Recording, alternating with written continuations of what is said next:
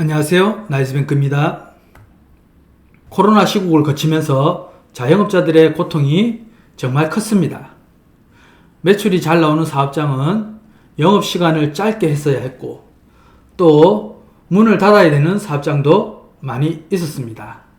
이 어려운 시기를 극복하기 위해 아파트를 소유하고 계신 분들은 사업자 담보대출을 받아서 사업장 운영자금으로 사용 중이신 분들이 많이 있으셨을 거라고 생각이 됩니다. 새로 사업자 등록을 하셔서 시설자금이나 운영자금으로 사용하셨던 분들도 계실 텐데요. 현재 고금리 대출을 사용하고 계시다면 오늘 영상을 주목해 주세요. 아파트 담보대출은 크게 가계자금 목적과 사업자금 목적으로 나누어서 대출을 받고 있습니다. 가계자금 목적은 현재 가계자금 목적의 담보대출은 각종 대출 규제로 대출을 받기가 어려워진 상황입니다. 특히 DSR이라는 이 부분 때문에 대출 상황이 더욱더 힘들어진 상황이라고 볼 수 있습니다. 사업자금 목적은 담보대출은 가계자금 담보대출보다 상대적으로 받기가 좀 쉽습니다. 그래서 지금 사업자금 목적으로 대출을 받으시는 분들이 많이 늘어났습니다. 이 부분은 사업자 담보대출은 DSR이 적용이 안 되기 때문에 아무래도 조금 더 수월하게 대출을 받으실 수 있다고 보시면 될 것 같습니다. 사업자금 담보대출 기본 LTV 한도는 한 얼마 정도 될까? 보통 이금융권에서 저금리로 대출을 받는 경우 KB 시세의 80%에서 방 하나 차감한 거, 이 부분이 가장 보편적으로 지금 대출이 많이 이루어지고 있습니다. 그러나 일반 금융사에서 선순위는 KB 부동산 시세의 최대 90%까지 그리고 후순위는 KB 부동산 시세의 최대 95%까지도 가능합니다. 다만 이 LTV가 늘어날수록 금리도 높아진다고 보시면 될 것 같습니다. 지금은 수년 동안 아파트 가격이 상승되어 가지고 대출하셨을 때 예전 LTV 기준보다 현재 KB 부동산 시세가 대폭 올라간 지역이 많아졌습니다. 따라서 같은 금액을 대출하더라도 혹은 더 추가로 대출하더라도 금리를 더 낮춰서 대출 갈아타기를 가능한 지역이 생긴 것입니다. 그래서 대환대출을 저금리로 현재 캐피탈이나 저축은행으로 쓰시다가 이 집값이 상승해가지고 저금리로 대환을 하시는 경우가 많이 있습니다. 사업 용도도 사업 자금의 대안에 해당되기 때문에 대출 기준에도 적합해서 심사 시 대출 기준에 부결사항이 없게 됩니다. 그래서 대안대출도 많이 한다고 보시면 될 것 같습니다. 상담 사례를 소개해 드리면서 자세히 알아보도록 하겠습니다. 사례를 보면 저는 음식점을 운영 중인 개인 사업자입니다. 제가 거주 중인 서울의 아파트로 몇 년 전 KB 부동산의 90% 한도를 적용해서 사업자 담보대출을 최대로 받았는데요. 당시에 신용대출도 좀 있고 한도도 최대로 대출한 거라서 금리가 많이 높습니다. 그 당시 아파트 KB 시세가 5억 정도였고 4억 5천만 원을 대출했습니다. 금리는 8% 중반으로 대출을 받으셨고 이자만 납부 중이라고 하셨는데요. 부동산에 문의를 하니 지금은 아파트 시세가 대출했던 당시보다 많이 올랐다고 합니다. 그래서 혹시 지금 대출 갈아타기를 하면서 금리를 낮추고 음식점을 하나 더 오픈하려고 하는데 추가 대출도 가능할까 해서 궁금합니다. 가능하다면 추가 대출도 이자만 납부하는 걸로 최대한 저금리로 대출받고 싶다고 하셨습니다. 이 부분을 저희가 진행을 한번 했었는데요. 현재 KB 부동산 시세를 확인해 보니 12억으로 지금 시세가 나와 있어 가지고 80%의 소액 임대차 보증금을 빼면 소액 임차 보증금은 서울 수도권은 5천만 원이죠. 그래서 이 부분을 빼면 최대 9억 1천만 원까지 사업자 대출로 갈아타기와 추가 자금 확보 가능한 아파트로 확인이 된다고 말씀을 드렸습니다.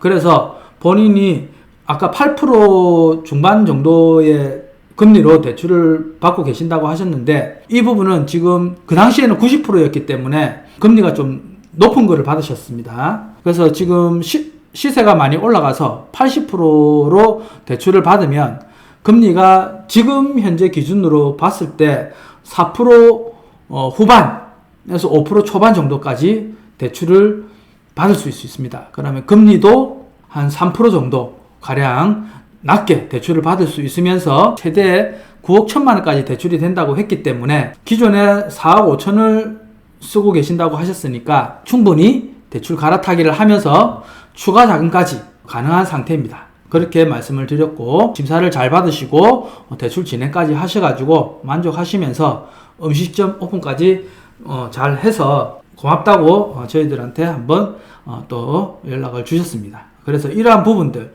특히 기존에 한도를 많이 받으셔가지고 사업자금 용도로 해서 많이 한 8%대, 9%대 대출을 받으신 분들이 아직도 이 대안대출을 생각 안 하시고 그냥 그대로 이자만 내고 계시는 분들이 많이 있을 거라고 생각을 합니다. 그러한 부분들을 한번 체크하셔가지고 내가 대안대출을 해서 저금리로 갈아탈 수 있는지 그 부분을 한번 확인하시면 좋을 것 같습니다. 이자가 즉 돈이죠. 돈을 내가 아낄 수 있는데 이거를 그냥 넘어갈 필요는 없을 거라고 생각을 합니다. 그래서 꼭 체크를 하시는 게 좋습니다.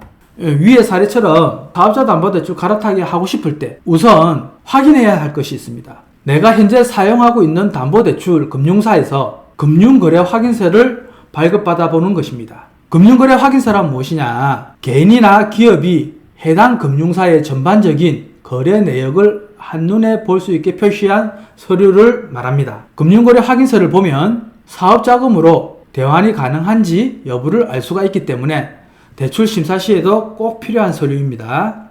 그러면 금융거래 확인서 발급 신청은 어떻게 하느냐? 금융사 홈페이지 또는 금융사 앱으로 신청이 가능하고 방문 신청, 전화로 팩스로 수신 요청 등을 할 수가 있습니다.